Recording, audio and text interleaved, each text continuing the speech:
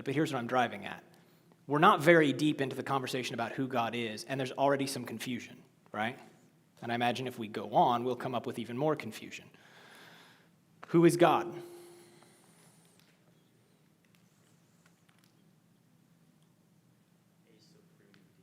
A supreme deity. That's not a bad answer. It's quite a good one, actually. A supreme deity. What else can we come up with?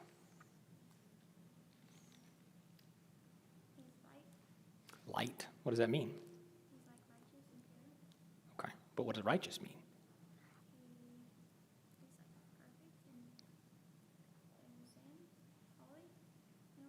Okay, those are all good. And the reason I'm drilling is because, like, sometimes we say words. Yeah, we say words and we don't quite know what they mean. You know what I mean? Like we kind of like repeat them because we know that's the right answer. Yes, ma'am. A lawmaker. This is true. What else? Did you poop? Good. Sit down. Do what? Okay. Now, here's what's interesting. We've been fiddling with this question for 5 minutes now, and we got creator, we got deity, but we're missing some like extremely critical information. Do what? Yeah, like one of the most fundamental things about God as Christians understand him is that he is a Trinity. What do we mean when we say Trinity?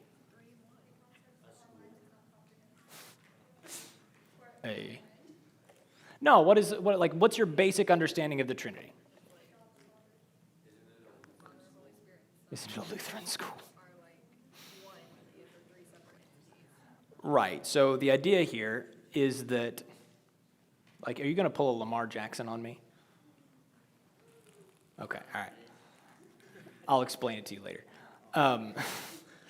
The idea here is that God exists in three persons, but is only one God. That's what we mean when we say Trinity. God the Father, Jesus the Son, and the Holy Spirit are the three persons, right? But they collectively are God. Does that make sense? No, it doesn't make sense. It doesn't make a gosh darn lick of sense. And if you tell me it does make a lick of sense, you're a liar. But the point is that this is how God exists. He exists in Trinity. That is who he is. Tri-unity, as the Germans would say, Dreieinigkeit. It just means threeness and oneness. But there's a whole host of other things that we could list off about God that they're vastly important if we're going to understand who he is and why any of this business in 1 Peter matters. So here's a bit of a random question. Faith, what is the most important thing about a person? You don't know? Trenton, what's the most important thing about a person?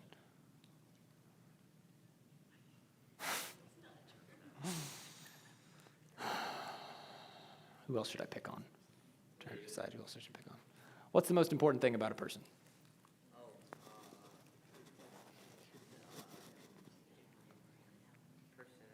Personality. What? How much money they have? How much money they have? Okay, all right. Glad we're being really honest. Character. The name A.W. Tozer probably doesn't mean anything to you, but he has the right answer. Oh, really? Good. A.W. Tozer tells us what comes into our minds when we think about God is the most important thing about us. Why would that be? Why would he say that?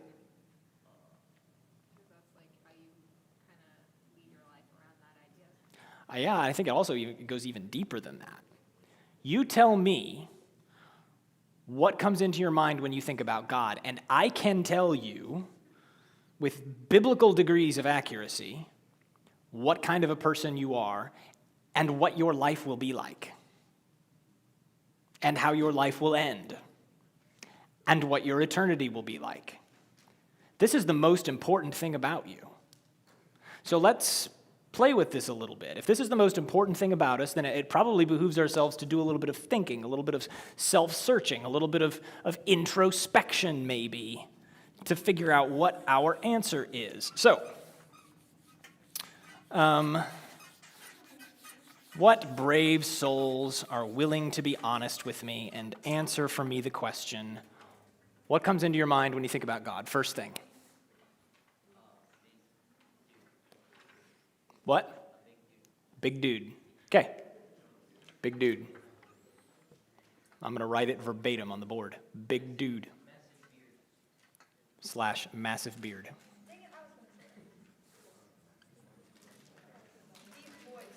Deep voice. What else?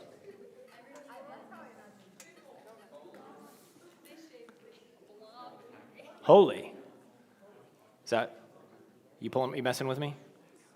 Okay. Holy. Like your father? Like you're like a princess and it's like a king, you know? Like he's like the king, but he's like you're very close. You know what I'm saying? My princess daddy. Your princess, you. I'm just gonna throw up. My princess daddy. Like you're like, you know, you're really like his kid. You're just like Everything good. Okay.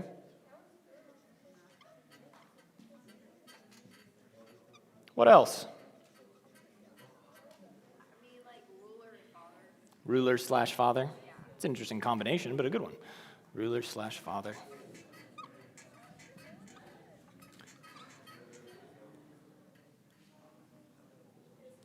Love.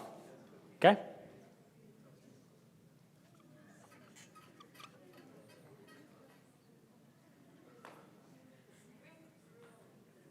Do what? Strict rules, yes. Like a lot of people, if they're being honest, think that.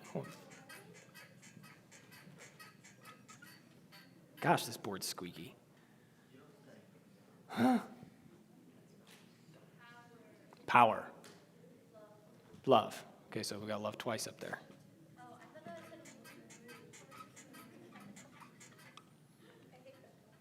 Interesting. We're just forgiveness. Okay, we're just pouring stuff out at this point. It's good. Do what? Eat. Did you say evil? People. Okay. Okay. These are all fair answers. I admit I'm a little surprised, though. There's one like really big, obvious answer just laying on the table that no one said. Jesus. Jesus.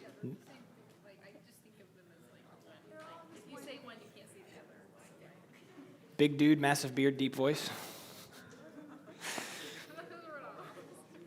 Here's what I'm driving at.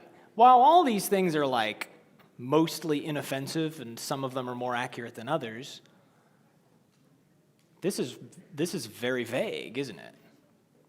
This list of things does not really sound like it comes from, stop me if you disagree with me, it's fine, but I don't, like this list does not look like someone who like, oh yeah, who really knows God. This mostly looks like a list come up with by a bunch of people who have kind of watched him from a long ways away on social media. You know what I mean?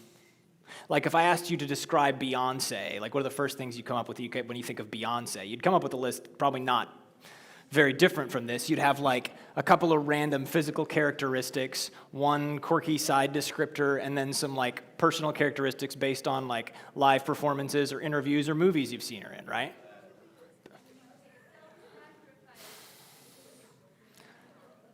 Yes, ma'am. I feel like it's hard to describe God. Like he's so great and there's so much to him that I feel like there's not enough words to describe him. You are absolutely correct. And so, knowing that that is a problem for us, God simplified it for us dramatically. He gave us one word to answer the question, who is God? No. Jesus. How do we know this? Well, first of all, Jesus himself says it. He says, if you have seen me, you have seen the Father. That is to say, if you know who I am, you know God. If you know me, you know God the Father and the Spirit in eternity. Or, to borrow from Colossians, he, that is Jesus, is the very image and likeness of the invisible God. So when we ask that question, who is God? Well, these are all nice. I mean, like, these are just frankly like pop culture items. They don't really have anything to do with God. But nothing on this list is necessarily incorrect except for maybe strict rules. The rest of these are all pretty accurate. But these are all the observations of someone who maybe likes and admires God, thinks he's a cool guy, but these are not the observations of someone who knows him. Do you see? Now I don't relate that to shame you. I don't relate that to make you feel bad. I relate that to hopefully cause you to ask the question, who do I know God to be? Now we're going to hit some basics really quick here because these are important. It's important to know some of these things. So just a fast hit list. God is, first of all, a spirit. He has no physical body. So this whole notion of him being a big dude with a massive beard or some guy with a deep voice is right out. God does not have a body. But wait, you might say, Jesus is God and he has a body. Correct. And that's a mystery for another time. For now, we are focusing on God in Trinity, right? He is a spirit who does not have a body. Okay? So Philip, if God doesn't have a body, what does that mean?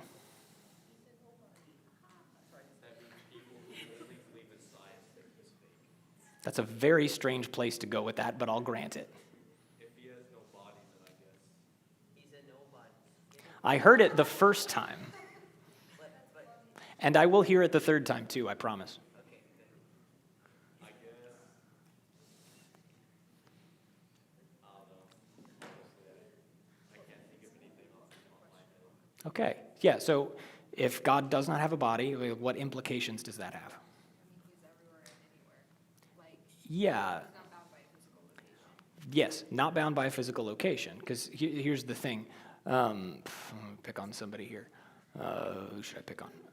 Why do you always want me to pick on you? Why not? He's a masochist. We're on a roll right now. Oh, man. You know what? Mr. Carr, I'm going to pick on you. You have a body, right? Which means that you are bound to one physical spot. Wherever that body is, that's where you are, right? Okay. But if God does not have a body, then that means he's not bound to that particular physical spot, which means that God is capable of breaking some laws that we just kind of take for granted. For instance, not only is God a spirit, God is eternal. Now, who here likes geometry? Anybody? Okay, so somebody who likes geometry, tell me the difference between this and this. What's the difference between this and this? One's a ray, one's a One is a ray and one is a line, yes. I was saying one goes continuous both ways, while one has a starting point and a never ending point from there. Right. Yes, Mr. Carr. Right. So this ray here has a distinct starting point, right? There's a point at which it began and it just keeps going, right? But this line here does not have a distinct point. It just goes on forever in both directions. When we say that God is eternal, that's basically what we mean. You and I, we are rays. We have a starting point and we move forward from there. God does not have any such starting point. He also does not have an ending point. So, have you ever heard anyone ask the question, well, you know, if God created everything, who created God? You've heard that one? Yeah. Yeah. This is the answer to that question. He's eternal. He is a line, not a ray. Yeah, but for the purpose of the illustration, yeah. You're correct, though. God is eternal. Do what? Yeah, God's eternal, so there's no need for a beginning point. There's also no ending point. He doesn't need someone to start him. He doesn't have a point at which he just sort of gives out. Now, that's not the only thing. This one is interesting and something that I think we think about a lot, but we don't have a word for. God is also transcendent. What do you suppose that word means? Transcendent.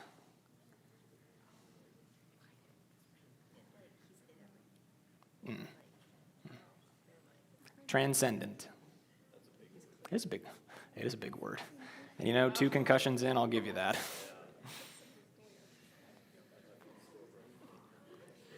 No opinion on what transcendent is? Ms. Carr, you got any opinions about what transcendent is? No. Caitlin, what about you? Yes, it does. Yes, Ms. Moss. So, transcendent. The idea here is really that God exists beyond our understanding of reality, okay? So however far out you can push your brain to understand like where reality begins and ends, God lives beyond that. Does that make sense? So like things like the laws of physics don't apply to God. Things like time, gravity don't apply to God. He defies them at will. He made them, right? I mean, he came up with those laws, but he does what he wants with them. A great example of this, by the way, if you want to like see God just kind of taking the laws of physics and going, is in the book of Joshua. At one point, Joshua makes a funny request to God. He says, hey, God, we're fighting these dudes and we're beating them, but night's falling and we can't continue the battle in the dark and we need some more daytime to finish them off. Can you stop the sun from moving in the sky for us? Obviously, Joshua had no idea what he was asking, right? He did not realize that that's like the sun is not what's moving, the earth's what's moving. But God did. And so he stopped the earth's rotation. Now, obviously, that should cause 37,000 problems, right?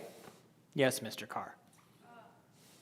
There was another book, like another story of this dude. He wanted like to meet time first, so he lived longer, and his like death time was increased. Hezekiah, and time was not reversed. Hezekiah was just allowed to live longer. But good, yes, you're right. Yes. It was a metaphorical symbol, yes. But here's what I'm driving at. That little incident with God stopping the rotation of the earth, like that should have, well, you know, torn the earth apart. But it didn't, because God is transcendent. He can do, like, just, ain't worried about that. It also means that, and this is kind of important, it means that your understanding of what you think God ought to do or ought not to do, he doesn't care. And what I mean by that is that we all come into the world with a sense of right and wrong, right? Well, some of us, Jack. I'm messing with you. We all come to the world with a sense of right and wrong. Is that sense of right and wrong accurate? I mean, it varies, like, as you grow up and have different experiences, you're like, oh, that's not right. I'm stunned at the number of you who said yes. Okay, well, just to be real clear here, your sense of right and wrong is not perfect. You don't know everything that is right, and you do not know everything that is wrong. Just so we're clear, okay? Oh, you're going to give me a heart attack. No, your sense of right and wrong is warped by the fact that you've got a sinful nature, but we'll talk about that next week. God determines right and wrong for himself and in himself. He's transcendent. Now, that's not the only thing, because God is not just beyond time and space and physics and in a way unknowable to us. He is also immanent, with an A, not an I. Immanent. I-M-M-A, not I-M-M-I. Immanent, not imminent. And here's what that means. In spite of the fact that God exists beyond space and time and physics, he comes close to us and makes him... Oh, my boy. How do you do it? I don't know. Anyway, God makes himself knowable, right? In spite of that transcendence, in spite of how beyond our ability to comprehend he is, he makes himself comprehensible. Woo! Makes himself comprehensible to us. Never change, Mr. Hargis. Never change. Now, that's not all. Here are some concepts that you're probably a little more familiar with. God's not just a spirit. He's not just eternal or transcendent or immanent. He is, anybody want to guess? Omniscient. Yeah, omniscient. So what's omniscient mean? All-knowing. Everything? What about things that don't exist? Does he know those things? Yeah, he does. Isn't that remarkable? That's pretty cool. Here's another fun one. He's also omnipresent. Yeah. Ow. Oh, gosh. Ow. Yes, I did. That's what I get. Shouldn't have done that. Gosh, that hurt. Son of a gun. Omnipresent. Yes, he's everywhere. What about, wait. If he's everywhere, what about places that aren't? Is he there too? Yes. Wait. Is he here right now? Is he here 20 years ago? Wait. Is he here 20 years ago in the same way that he is here right now? Yes. Is he here 20 years from now in the same way that he is here right now? Are you beginning to get a sense of scope, of bigness perhaps? Consider what this means for a minute. Seriously, like think about this. As present as God is right now in this space, he is equally present right now at the crucifixion. And he is as present as he is right now, he is equally present in the new heaven and the new earth in the future, after he brings an end to everything and fixes it all. So there's a way in which God, yes, ma'am. So are you saying that, there is no time and space? Yes, It's both way back in the past, future, and present. absolutely. Basically. Yeah. So there's a very real sense, and this is important actually, because this will begin to give you a sense of scope. There's a very real sense, because keep in mind, if God is everywhere in every physical space and also everywhere in time, there is a way in which God is experiencing everything at once right now. Everything, everywhere, all at once, right now. C.S. Lewis called it the eternal now. Can you wrap your head around that? Probably not. I struggle to do so. Keep in mind, this is the God Peter is talking about when he says, I am writing to God's chosen people. That's not all, not just omniscient, not just omnipresent, he is also omnipotent. Hey, you knew that was coming. Very good. Omnipotent, what does it mean? No, that's omniscient. All-powerful, very good, Paxton, well done. Yes, all-powerful. Now, I know what you're thinking, you smart aleck. Can God make a rock too big for him to lift? You know what the answer to that question is? Yes. God can make a rock that is too heavy for him to lift, and then you know what he can do after that? Lift it. That's how powerful God is. Omnipotent. Now, this is why sometimes people will come up with silly questions and attacks on whether or not God exists. They'll say things like, like what I said, that dumb question about, can God create a rock so heavy you can't lift it? Dumb question. They'll ask questions like, can God create the million variations on that question? The answer is yes, and he's also powerful enough to outdo the thing that he was powerful enough to do that he couldn't do. You with me? Yes, he can out Pizza the Hut. He can out Pizza the Hut. It's true. He can out Pizza the Hut.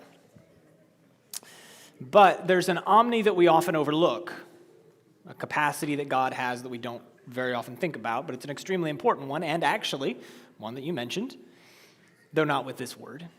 He is omnibenevolent. What does that mean? Omnibenevolent. Basically, we're actually going to break this word down because it's fun. I like this. Benevolent, so my Latin people, you should know this. Bene. Voluntas. Volunteer. So what does it mean that God is benevolent? Yes. Yes, he voluntarily, he chooses.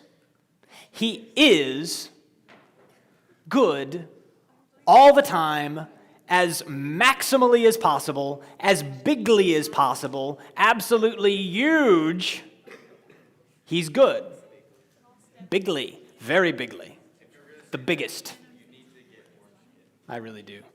Got a bottle of orange dressing and pour it on myself. I appreciate that. Omnibenevolent. Now, let's combine all those factors here just for a second to get like a full picture of the thing. Knows everything.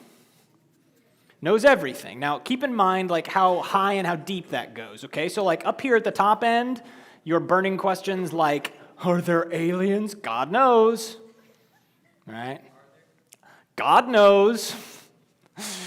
But also down at the bottom, the deepest, ugliest secrets and fears that you keep in your closet, God knows those things. Yeah. Now we can kind of like, we can chuckle about that, but like, allow yourself to dwell on that for a minute. Ask yourself what that thing is. Introspect with me for a minute. What is that thing? God knows it. You're not hiding it from him.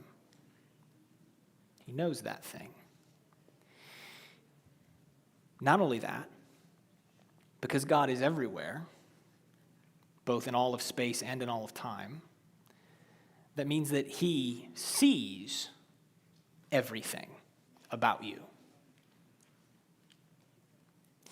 Every thought that passes through your head, every thing you almost post to Instagram and then delete because you realize it would get you in a lot of trouble. Not as often as you might think. I don't usually write something until I'm pretty confident in it. He sees all of that as much as he knows what's in your head, right? And because he's omnipotent, well, consider this for a moment.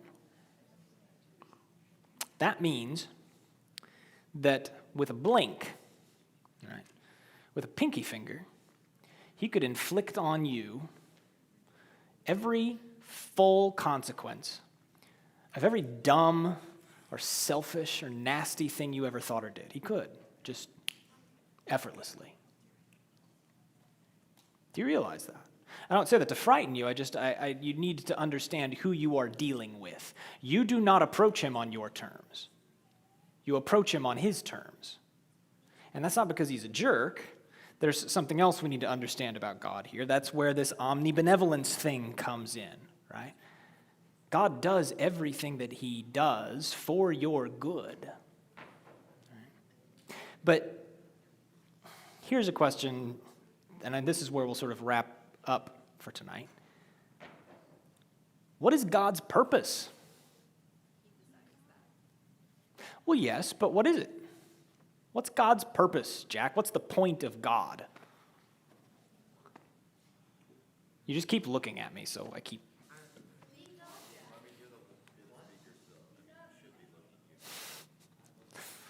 What's the point of God, Christian?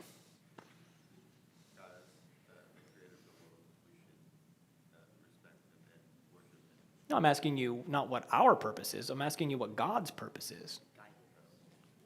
Oh, so he exists for you? No, for everyone. Oh, so he exists for humankind. So he's like humankind's genie? No, it should be switched. It I'm should just be, what messing is with you. our purpose? No. This is exactly the question I intend to ask. What is God's purpose? Who is God for? What is God for? Himself. Oh, you cheater. He's for like the Trinity, like all of them are like. Whoa, hold on. We have absolute profundity happening here. Hush. Please say it louder. Like the Trinity is the purpose, like the inner workings of the Trinity and like how that works. Well, it's like no, I got you. So I'm like, Don't stop her. Don't interrupt her. doing great. That's all I had. Sorry, I thought you were gonna. You're right there. You're right there. God exists. His purpose is to glorify himself. Basically, I know that's basically what you meant. He exists to glorify himself. Now, who here, show of hands, this is a perfectly safe question, who here goes, that's kind of sus? Yeah? Philip, somehow you managed to make me love you more every second. I feel you, bro. Now, who here's like, okay, that feels a little selfish?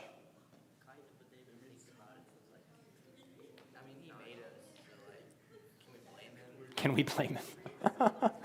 But hold on. If God is morally perfect, he tells us not to be selfish. He tells us not to look out for our own interests. So how does this work? And just so we're clear here, I'm not making this up. Here's Isaiah 43, 6-7. God is speaking. He's talking about returning Israel from exile. He says, I say to the north and south, bring back my sons and daughters back to Israel from the distant corners of the earth. And then he says, bring all who claim me as their God, for I have made them for my glory. It was I who created them. God intends, Jack. God intends to glorify himself. Why? If God's purpose is to glorify himself, why? So he can just feel good? To feel good about himself? So that we have someone to believe in? Funnily enough, you're not that far off. You're not that far off. Yes?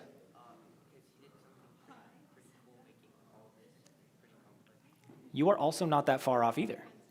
Ask yourself this question. Who would you prefer God to glorify? Faith, who would you prefer God to glorify if not himself? Us?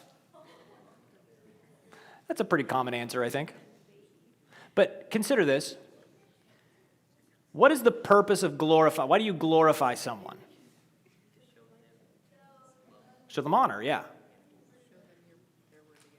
Show them that they're worthy of praise, yes. In other words, to demonstrate that they are the greatest thing you can think of, or that it is the greatest thing you can think of, right? If God glorifies someone else, what does that make them? Greater than God. Yes, so God simplifies that problem for us by glorifying himself. And this is actually good for us. He does this in order to share his glory with us. Do you realize how insane that is? And again, just so that you know I'm not making this up, just one of a million places in Scripture where we talk about this idea. Romans chapter 8, verse 17 says, since we, that is Christians, are his children, we are his heirs. In fact, together with Christ, we are heirs of what? Huh? Of what again? Bruh. But then he adds this, and this is where it brings us back to 1 Peter. If we are to share Christ's, God's glory, we must also share his suffering. Where's my phone? Can I show you something, Mr. Hargis? I want to show you something real quick here. I thought this was pretty neat. Guess what I saw last week? Who is that? That's you, bruh. Yeah, that's you. I'm pretty sure that's you. If it's not you, it's someone who looks insanely like you. Maybe you can help me out. It's here, yeah. It's his job to take pictures of us, okay? It might be. See, that's part of why I'm asking, because I wasn't sure if it was you or him. Yeah, look at that. That's Braden. Is it? It's Braden? Okay, all right, good to know. Good to know. Good to know. I didn't. But I have eyes everywhere. And now you're not looking at your phone. See what I did there? That was very clever, wasn't it? It's fine. Now listen. Look at that last sentence again. If you are designated as a follower of Jesus to receive a share of the omniscient, omnipresent, omnipotent, omnibenevolent God's glory, this is what it takes. If we are to share his glory, we must also share Christ's suffering. What is Christ's suffering? Dying on a cross. Crucifixion. Does Paul mean that literally? Should we all make a line of crosses out here in the parking lot and nail some of y'all up so you can share in God's glory? You are correct.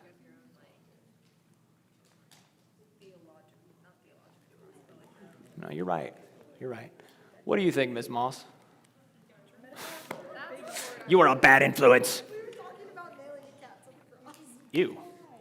Dark. What is this about? Cultural suffering. So social suffering? Is it possible that it means physical suffering?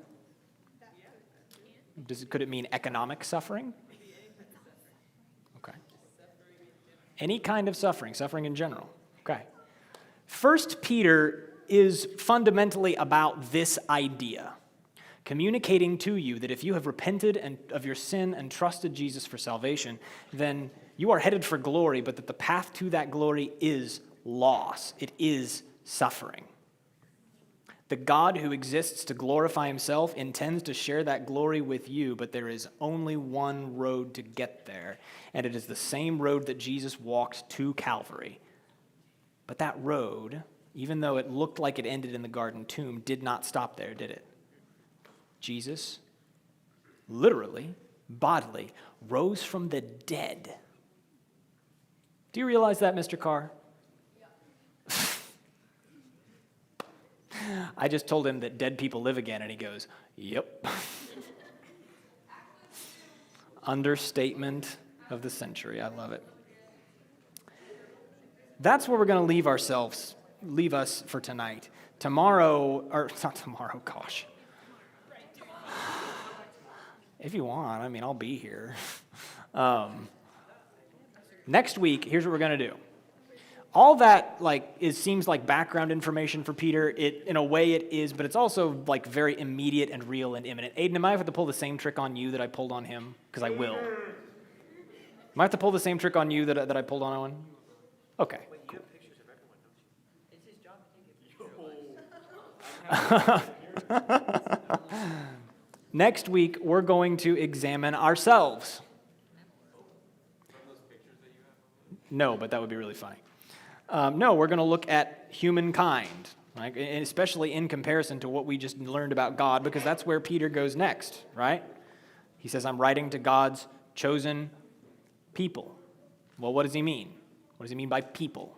Okay, we'll get into that. Now, that you might be like, okay, that's really super obvious, but no, it's not. It's just not, and that's okay. Thoughts, questions, comments, concerns? Yish. Look, man, I respect all hairstyles. Jack's hating back there on you. Let's do this. I'm going to pray for us, and as always, we'll let God have the final word before we get out of here. Would you pray with me? Jesus, when we look at you in all of your majestic goodness and grace to us, when we look at the glory that you've possessed for yourself from the beginning of the world to your resurrection to now and even into the future, the fact that you have desired to share some of that glory with sinful human beings is unfathomable. Thank you. We know that we're undeserving, but we pray that by your grace we would grow and grow and grow to be more like you through the path of suffering so that we can know you and the glory of your resurrection.